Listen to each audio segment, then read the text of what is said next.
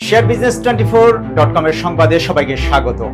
বেক্সিমকোর সব সম্পত্তিতে রিসিভার নিয়োগের নির্দেশ দেওয়া হয়েছে। সোনালী লাইফ ইন্স্যুরেন্স 2 স্বতন্ত্র পরিচালক নিয়োগ দেওয়া হয়েছে। এনভয় টেক্সটাইলের লভ্যাংশ ঘোষণা করা হয়েছে। ডিএসির স্বতন্ত্র পরিচালক নিয়োগ পুনর্বিবেচনার অনুরোধ ডিবিএ। লিন্ডেবিডির একদিনেই দর বেড়েছে 234 টাকা। এসবিএসসি ব্যাংকের 2.5 কোটি শেয়ার ক্রয়ের ঘোষণা। এবার যাচ্ছি বিস্তারিত খবরে। বেক্সিমকোর সব সম্পত্তিতে রিসিভার নিয়োগের নির্দেশ। শেয়ার বাজারের বিতর্কিত বিনিয়োগকারী ও সাবেক প্রধানমন্ত্রী শেখ হাসিনার বেসরকারি বিনিয়োগ বিষয়ক উপদেষ্টা সালমান এফ রহমানের মালিকানাধীন বেক্সিমকো গ্রুপের সব সম্পত্তিতে রিসিভার নিয়োগের নির্দেশ দিয়েছেন হাইকোর্ট। বৃহস্পতিবার 5 সেপ্টেম্বর এক রিটের শুনানি নিয়ে বিচারপতি AKM আসাদুজ্জামান ও বিচারপতি মোহাম্মদ মাহবুব উল ইসলামের হাইকোর্ট বেঞ্চ এই আদেশ দেন। বেক্সিমকোর প্রতিষ্ঠানগুলোর কি পরিমাণ বকেয়া ঋণ আছে তা বাংলাদেশ ব্যাংকে জানাতে কেন নির্দেশ দেওয়া হবে না জানতে রুল জারি করেছেন হাইকোর্ট। একই সঙ্গে ঋণ পরিশোধে নিয়ম বহির্ভূত কি সুবিধা দেওয়া হয়েছে তাও জানতে চাওয়া হয়েছে। আদালতে রিটের পক্ষে শুনানি করেন আইনজীবী মাসুদ আর সোবাহান। রাষ্ট্রপক্ষে ছিলেন deputy attorney general Radwan Ahmed Ranjib, সহকারী অ্যাটর্নি জেনারেল মোজাহিদুল ইসলাম শাহিন।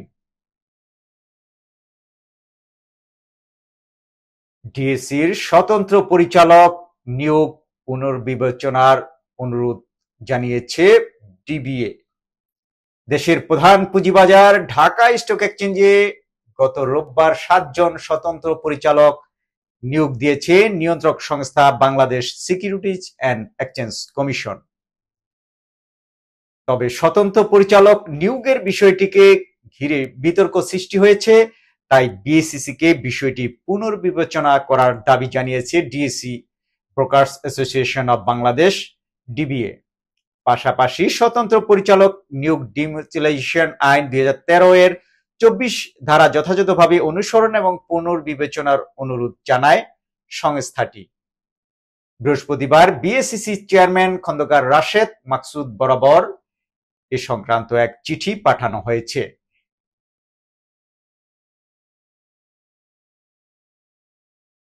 সোনালী ইন্স্যুরেন্সে 2 স্বতন্ত্র পরিচালক নিয়োগ।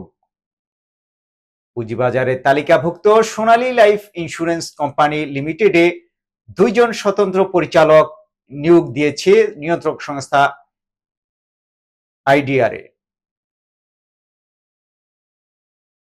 বৃহস্পতিবার আইডিআরএ পরিচালক আহমদ এহসান উল হান্নান স্বাক্ষরিত এক নির্দেশনায় এ তথ্য জানানো হয়েছে।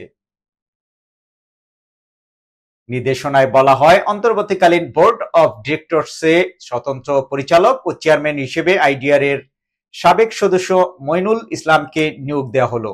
এছাড়া বাংলাদেশ সরকারের সাবেক প্রথম গ্রেডের কর্মকর্তা মোহাম্মদ জাফর ইকবালকে স্বতন্ত্র পরিচালক হিসেবে নিয়োগ দেওয়া হয়। ডিএসির স্বতন্ত্র পরিচালক নিয়োগ পুনর্বিবেচনার অনুরোধ ডিবিএর।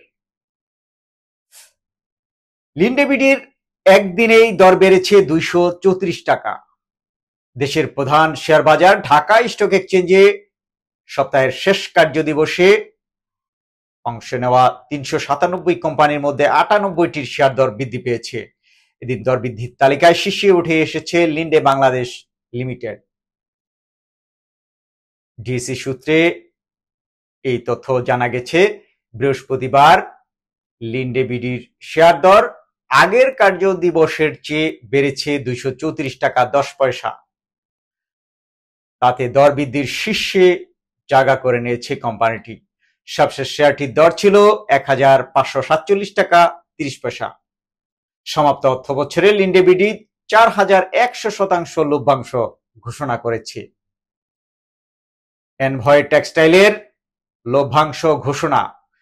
পুঁজিবাজারে তালিকাভুক্ত বস্ত্র খাতের কোম্পানি এনভয় টেক্সটাইল লিমিটেড গত 30 জুন 2024 তারিখে সমাপ্ত হিসাব বছরের জন্য লভ্যাংশ ঘোষণা করেছে।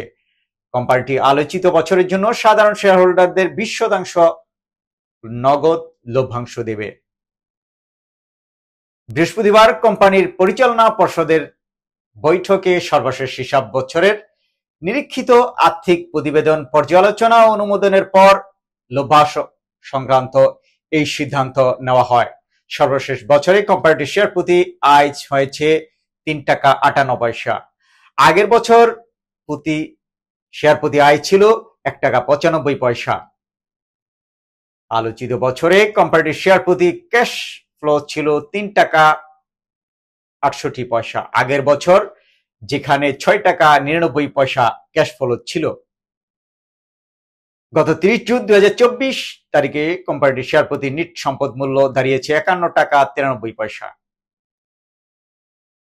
আগামী 2 নভেম্বর বেলা 11টায় হাইব্রিড পদ্ধতিতে কোম্পানিটির বার্ষিক সাধারণ সভা অনুষ্ঠিত হবে। এই জন্য রেকর্ড ডেট নির্ধারণ করা হয়েছে 30 সেপ্টেম্বর। এসবিসি ব্যাংকের 2.5 কোটি শেয়ার ক্রয়ের ঘোষণা।